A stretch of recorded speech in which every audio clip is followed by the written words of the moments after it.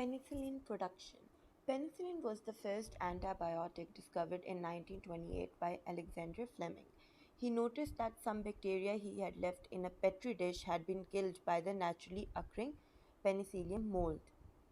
The penicillium mold produces a chemical to prevent it being infected by certain types of bacteria.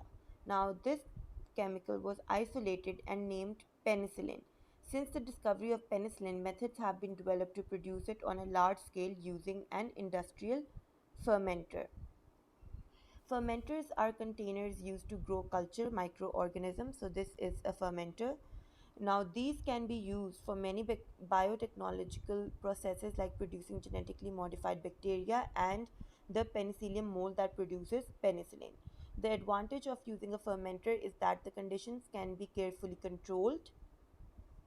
Now, the conditions are aseptic precautions. Fermenter is cleaned by steam to kill microorganisms and prevent chemical contamination.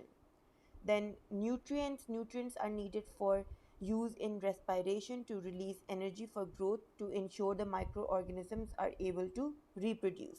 Optimum temperatures monitored using probes to measure pH and temperature, and maintained using the water jet to ensure an optimum environment for enzymes to increase enzyme activity. Then optimum temperature, oxygenation. Oxygen is needed for aerobic respiration to take place. So from here, air and carbon dioxide goes in. And then agitation, stirring. Now these are the stirrers, the paddles. So basically, stirring paddles ensure that microorganisms, nutrients, oxygen, temperature, and pH are evenly distributed throughout the fermenter.